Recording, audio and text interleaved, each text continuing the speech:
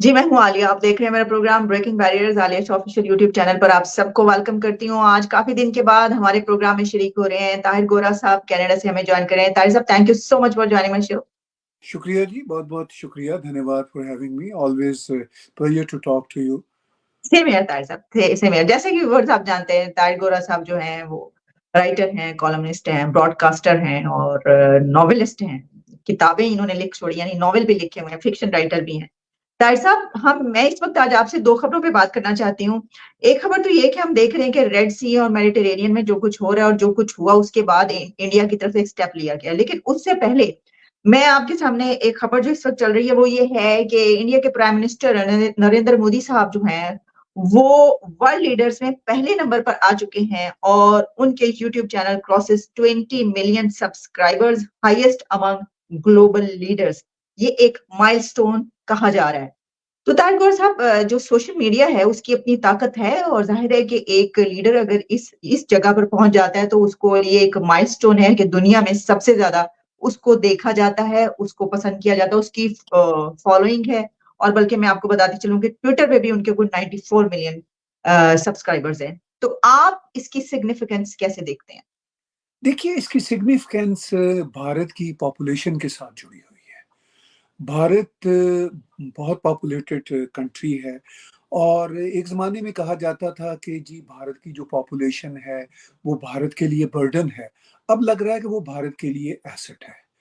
आप देख लीजिए इस वक्त जो इकॉनमी की बात है, मैं अमेरिकन टेलीविज़न कल और परसों देख रहा था, तो बड़े बड़े ऐसे चैनल्स जो थोड़े से एंटाई इंडिया रखते हैं रुझान, वो भी इस बात को मान रहे हैं कि भारत बहुत तरक्की कर रहा है। उनका ये कहना है कि भारत की तरक्की के पीछे सबसे बड़ा राज ये है कि उनकी जो नई यंग पॉपुलेशन है वो बहुत बड़े नंबर्स में है।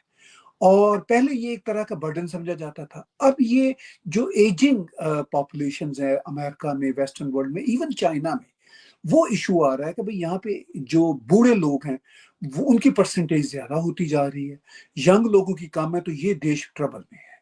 अब भारत में जो यंग लोगों की तादाद ज्यादा है, तो वो तो वैसे बाय द वे पाकिस्तान में भी काफ़ी है अगर पाकिस्तान की परसेंटेज उसके रेशो में देखा जाए, लेकिन अनफॉर्चुनेटली वहाँ के सर्कमस्टांसेस अच्छे नहीं है। इसीलिए वो एक बहुत ही पोलराइज कंट्री है। भारत में जो इकोनॉमिक इंडिकेटर्स हैं वो बड़े स्ट्रांग हैं। यानी वो अमेरिकन टेलीविजन में जिनकी बात कर रहा हूँ, जो एंटायर इंडिया भी है, वो ये मान रहे हैं कि 2024 भारत का साल है। और वो ये भी मान रहे हैं कि अगली दहाई भी भारत की है, यानी इकोनॉमिक्स की टर्म में। अब ये इतने बड़े यंग लोगों की जो तादाद है, जब उनको इकोनॉमिक अपॉर्चुनिटीज मिलेंगी तो वो किसको फॉलो करेंगे? वो प्राइम मिनिस्टर नरेंद्र मोदी को फॉलो करेंगे।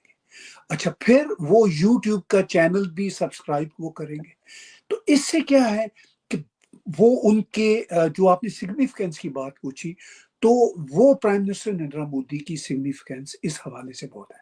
अच्छा, बाय द वे, आप देखेंगी कि जैसे ये बड़े बड़े बॉलीवुड के, हॉलीवुड के स्टार्स होते हैं, इनके भी बड़े मिलियंस एंड मिलियंस में यूट्यूब पे फॉलोअर्स होते हैं, सब्सक्राइबर होते हैं, और यूट्यूब पे इनके फॉलोअर्स होते हैं, सॉरी उसमें ट्विटर जो है, जो जिसको अब हम एक्स करते हैं, उस पे इसके फॉलोअर्स होते हैं। आप कभी गौर कीजिएगा, मैं कभी गौर करता हूँ कि शाहरुख खान ने मिसाल के तौर पर कोई ट्वीट दी, आप यकीन कीजिए मिलियंस एंड मिलियन सब्सक्राइबर्स होते हैं, हार्डली कोई फ्यू थाउजेंड उनके रीट्वीट्स होते हैं। अच्छा, मैं ये सोचने पे मजबूर करता हूँ, हो जाता हूँ कि भाई इतने मिलियंस एंड मिलियंस में फॉलोअर्स होने के बावजूद हार्डली फ्यू हंड्रेड्स और फ्यू थाउजेंड्स क्यों रीट्वीट्स हैं? ऑन द अदर हैंड, हमने प्राइम मिनिस्टर नरेंद्र मोदी से पहले प्रेसिडेंट ट्रंप का देखा था। प्रेसिडेंट ट्रंप जब ऑफिस में थे तो उनके भी कोई 70-80 प्लस मिलियन वो होते थे, फॉलोअर्स होते थे ट्विटर पे। और फिर जब ट्विटर पे उनको बैन कर दिया गया, तो अभी उनको रीइंस्टेट भी कर दिया गया। तो अब प्रेसिडेंट ट्रंप वापस नहीं आ रहे ट्विटर पे। तो उसके बाद वो ट्विटर बड़ा वीरान सा हो गया था। जब वो ऑफिस में थे प्रेसिडेंट ट्रंप, तो उनके भी यही होता था कि वो उनकी ट्वीट के को 50,000, 1 लाख, 2 लाख रीट्वीट होते थे। तो इसका मतलब वो ऑर्गेनिक था सब कुछ। इसी तरह प्राइम मिनिस्टर नरेंद्र मोदी की भी ट्वीट के कोई 50,000, 1 लाख रीट्वीट होते हैं, तो वो ऑर्गेनिक होता है। آن دا ادر ہینڈ کسی سیلیبریٹی کو آپ اٹھا لیجئے، اس کے 20,000 30,000 ہوتے ہیں، مطلب نہیں، اس کے 20-30,000 20-30 ملین ہوتے ہیں، کئی ایسی سیلیبریٹیز ہیں، اور ان کے جو ری ٹویٹس ہوتے ہیں نا ہارڈلی کوئی 2,000 3,000 ہوتے ہیں. تو اس کا مطلب یہ ہوتا ہے کہ ان کے followers perhaps are not organic. ٹھیک ہے، تو prime minister Narendra Modi frankly اگر نہ بھی ٹویٹر پہ ہو، اگر نہ بھی یوٹیوب پر ہو، بھارت کے آلریڈی کوئی 70-80 کروڑ لوگ، یعنی 600-700 ملین ان کو آلریڈی ووٹ دے رہے ہیں.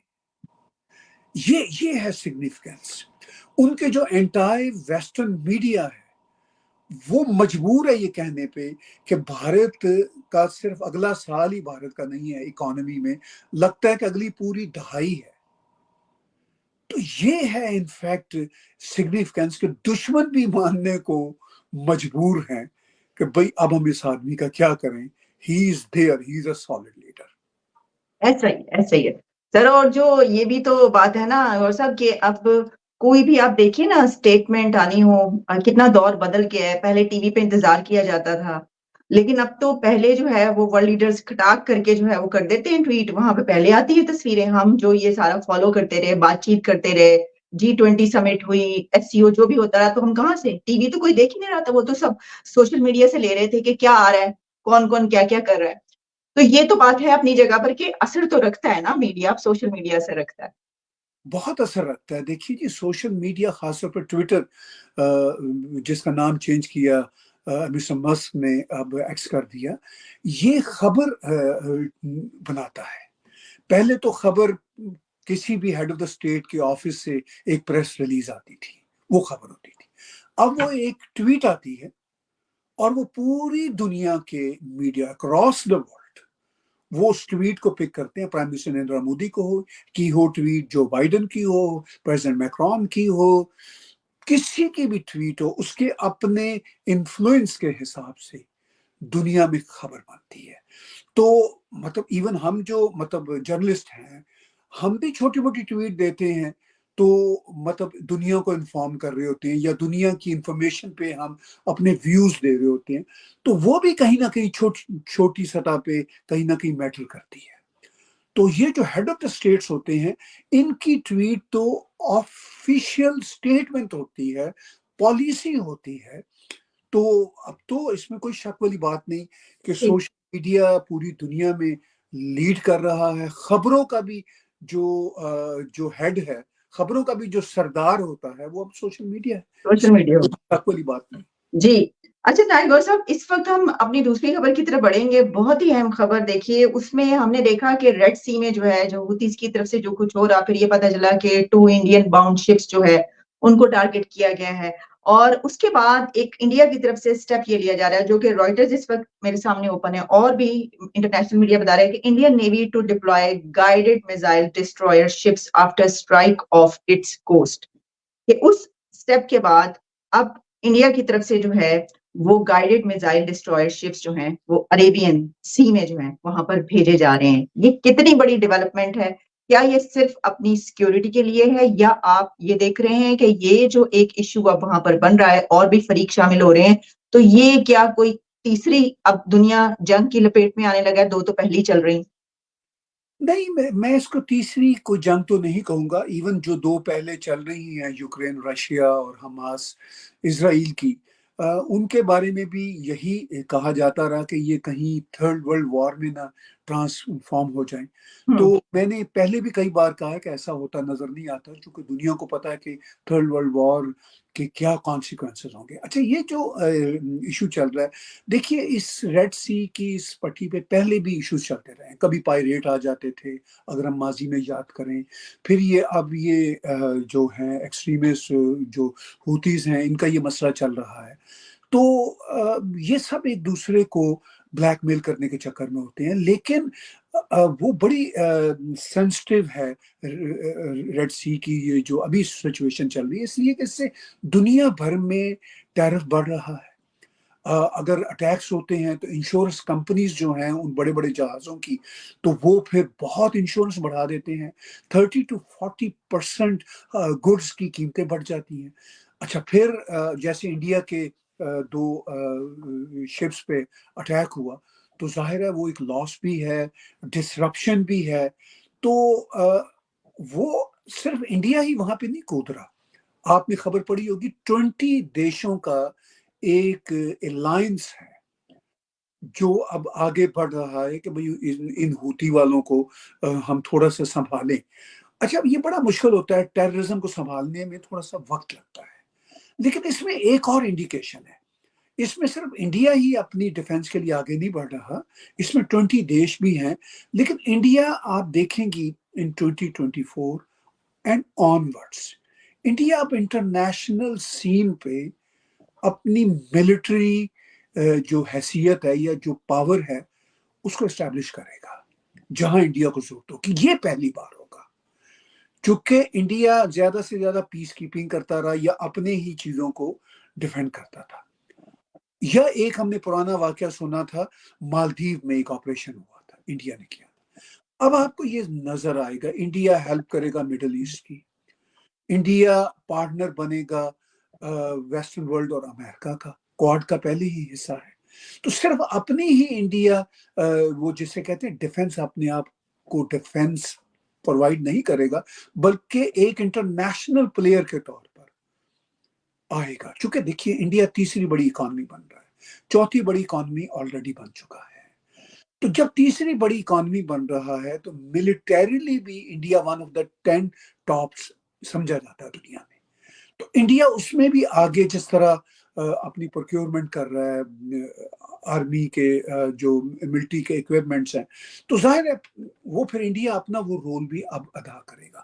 تو یہ میرا خیال ہے کہ ایک انڈیا کی مجبوری ہو گئی تھی اس واقعے کے بعد کہ وہ اپنے آپ کو ڈیفینڈ کرنے کے لیے اگریسولی آگے آئے، مگر اس کے بعد اب انڈیا اسرٹ کرے گا، پازیٹیولی اسرٹ کرے گا، میں نیگیٹو بات نہیں کر رہا، پازیٹیولی اسرٹ کرے گا، دنیا میں اپنا رول اور اپنی پوزیشن اور اسٹیبلش کرے گا، لیکن اس سے کوئی تھرڈ وار نہیں شروع ہوگی، چونکہ یہ ہوتیز جو ہیں یہ بدماش ہیں، جس طرح کے اب ٹیررسٹ بدماش اکراس دا ورلڈ پائے جاتے ہیں، تو ان کو ڈیل تو کرنا ہے دنیا نے، ایسا تو نہیں ہے کہ ان کو کھلا چھوڑ دیا جائے گا۔ تو بہرحال اس سے جنگ کا کوئی نہیں ہے خطرہ، لیکن India with the help of other nations and others with the help of India, they would do necessary measurements to counter all those گنڈا بدماش۔ اچھا یہ جو سر درمیان میں ایران کا معاملہ آیا کہ یو ایس کی طرف سے کہ جی ایران جو ہے اس نے کہا یہ میسج کیا واقعی جو ہے وہ امریکہ کے لیے تھا، یا پھر یہ کہ یہ ان تمام کنٹریز کے لیے تھا جو اسرائیل کو سپورٹ کر رہے ہیں؟ ایران نے جو ہے اس کو ڈکلائن کیا، اس نے کہا کہ نہیں اس کی طرف سے ایسا نہیں ہے، تو یہ اپنی جگہ پر موجود ہے بات کہ ایران اور حوثیز اور یہ جو معاملہ ہے وہ تو ہے۔ دیکھیے آپ دیکھیے جب یہ حماس نے ٹیررزم کی اسرائیل کے خلاف تو ایران نے مطلب ان کے حق میں بیان دے دیا، لیکن پریکٹیکلی کوئی مدد نہیں کی حماس کی۔ پہلے جو کچھ کیا ہوا ہے وہ تو کیا ہوا ہے، اس کی 2-3 وجوہات ہیں۔ ایک تو اس وقت ایران آن بورڈ ہے کسی نہ کسی حد تک سعودی عرب کے ساتھ، اور سعودی عرب کسی صورت نہیں چاہتا کہ سعودی عرب ہو یا یو اے ای ہو ان ملکوں کی ترقی رکے۔ یہ ملک اپنے آپ کو ماڈرنائز بھی کر رہے ہیں، لبرلائز بھی کر رہے ہیں، یہ برداشت نہیں کر سکتے حماس کو بھی، مسلم بردرہڈ کو بھی اور جہادی آئیڈیالوجی کو، ان کے لیے ریڈ سگنل ہے ان سب جہادیوں کے لیے۔ اچھا ایران ظاہر ہے ایک پرانی پارٹنرشپ ان کی حماس کے ساتھ حزب اللہ کے ساتھ رہی ہے، تو ایران نے زبانی کلامی بات چیت کی ہے، لیکن ہمیں کوئی نظر نہیں آیا کہ حماس کی اس ٹیررزم کے پیچھے کہیں ایران تھا یا ایران نے اس کے بعد عملی طور پر کوئی مدد کی ہو۔ یہ بڑا امپورٹنٹ ہے ہمیں دیکھنا۔ ابھی پھر جو یہ ہوتیوں کا اٹیک ہوا ہے یا ریڈ سیز پہ وہ ایکٹیویٹی کر رہے ہیں، ایران کی پارٹنرشپ تو ہوتیوں کے ساتھ ہے، مگر ایران نے جیسا آپ بھی کہہ رہی ہیں اور یہ ایک فیکٹ بھی ہے کہ ڈکلائن کیا، انہوں نے کہا ہم نے کوئی مدد نہیں کی۔ اس کا مطلب یہ کہ ایران اپنے آپ کو ڈسٹینس پہ رکھ رہا ہے، حماس سے بھی ڈسٹینس پہ رکھ رہا ہے, ہوتیوں سے بھی ڈسٹینس پہ رکھ رہا ہے, کیونکہ ایران یہ محسوس کرتا ہے کہ یہ خامخواہ کا میس ہے. اب ایران کو دھیرے دھیرے اس پارٹنرشپ سے نکلنا ہے, مگر ایک سمے لگے گا, ایک وقت لگے گا, اوور نائٹ پاسبل نہیں ہوگا. اور پھر ایران کے بہت اچھے تعلقات ہندوستان کے ساتھ بھی ہیں. تو اس ساری صورتحال میں ایران بھی افورڈ نہیں کرتا. بلینز اینڈ بلینز ڈالر کا تیل انڈائریکٹلی ایران بیچ رہا ہے. اب دیکھیے اس ریڈ سی کے مسئلے پہ صرف انڈیا ہی سفر نہیں کر رہا, چائنا کو بھی سفر کرنا پڑے گا. چائنا کی بھی وہاں سے ٹریڈ آتی جاتی ہے. چائنا بھی یہ برداشت نہیں کرے گا کہ ایران ہوتیوں کی مدد کرے, بیکاز چائنا کے بھی بہت اچھے تعلقات ہیں ایران کے ساتھ, وہ بھی بلینز ڈالرز کا تیل ایران سے لیتے ہیں.